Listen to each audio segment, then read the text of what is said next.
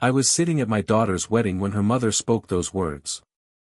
"He's just the stepdad, not family." Her tone was gentle enough to seem courteous, yet loud enough for everyone at our table to catch. My fork stopped halfway to my mouth. The joy around us faded. Conversation stumbled into quiet. And for one moment, I swear I could hear my own heartbeat reverberating in the wine glasses.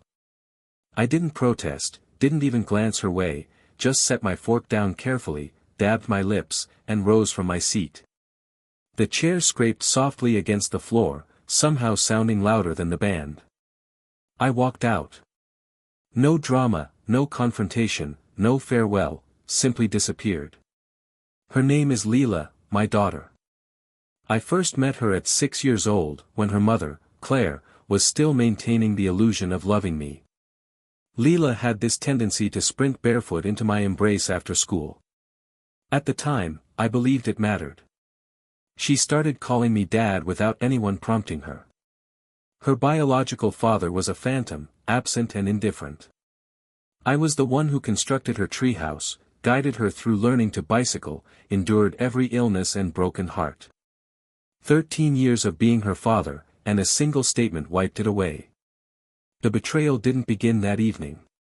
It commenced months before, like a thin fracture spreading through glass.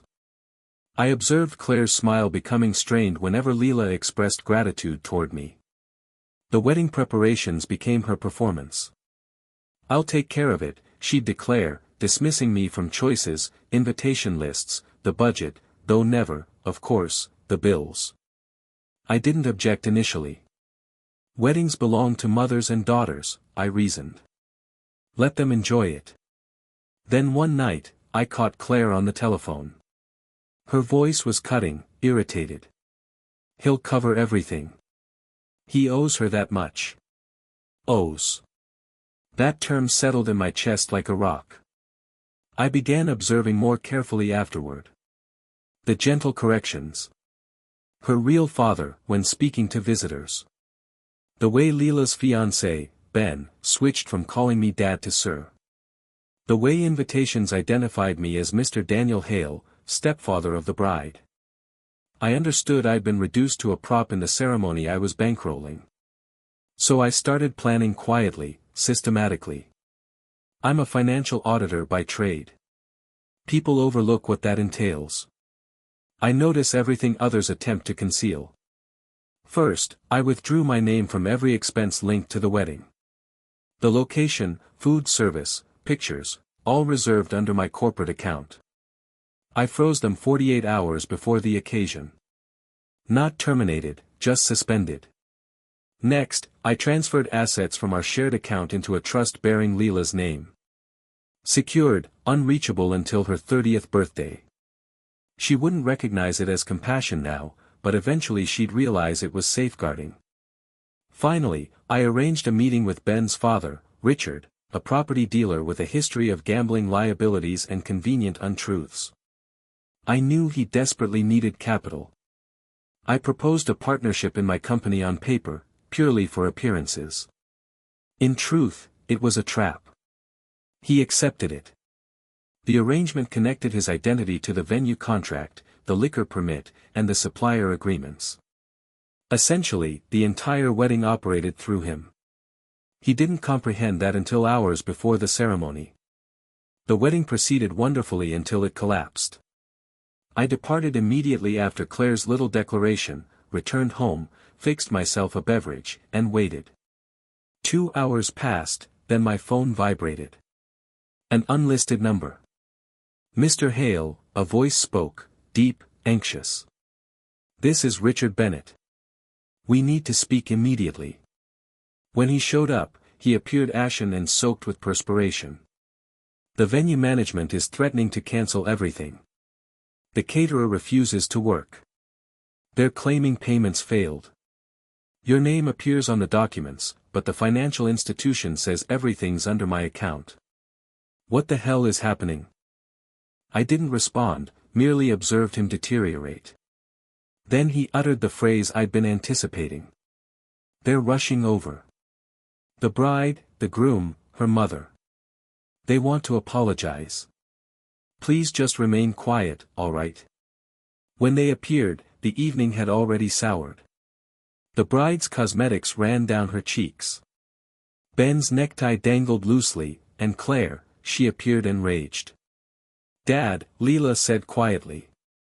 "Please, we didn't intend it that way." She was simply anxious. I remained quiet. Claire advanced. "Daniel, we can resolve this. Just contact the bank. Release the funds. This wedding." I cut in, my voice steady, almost distant. "The one I financed. The one I was never truly included in." She started to speak, but I raised a hand. "Richard," I said, facing Ben's father. "You should examine your email." He scowled, retrieved his phone, and within moments, his face shifted from bewilderment to terror. The partnership contract, the one I persuaded him to authorize, had been distributed to every supplier. His electronic signature verified that he was the monetary guarantor for the complete event, legally and publicly. If funding ceased, his name bore the responsibility, not mine. The silence that ensued was crushing. Claire murmured, "What have you done?" I looked at her directly. "I left." Her puzzlement intensified. "I departed when you determined I wasn't family," I stated. "You chose to measure my value by a label, so I allowed you. The stepdad financed nothing today. Your partner's father did." Richard's complexion turned scarlet. "You trapped me." "No," I said, standing. "I simply ceased protecting individuals who didn't protect me." By dawn, word had circulated.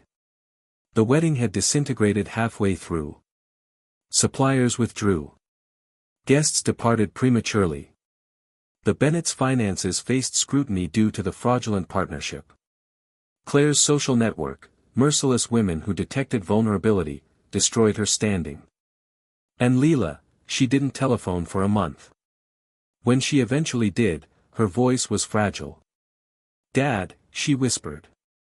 "I didn't realize." "I know," I replied. She wept. "I didn't. It's been 6 months. She visits now, alone. Sometimes she sits beside me in stillness. Sometimes she discusses her career, her existence. She's discovering who truly remained when others abandoned her. As for Claire, she's residing with her sister, hawking jewelry on the internet. Richard's holdings were seized. His enterprise crumbled. Poetic equilibrium, truly. People assume revenge concerns fury. It doesn't. It's about equilibrium. About silently repositioning the pieces until the board corrects itself. That evening at the wedding, when she declared I wasn't family, she was correct, just not in the manner she intended. Because family isn't genetics. It's devotion. And devotion, once shattered, doesn't mend. It converts into silence, into fortitude, into justice. And that's precisely what they received.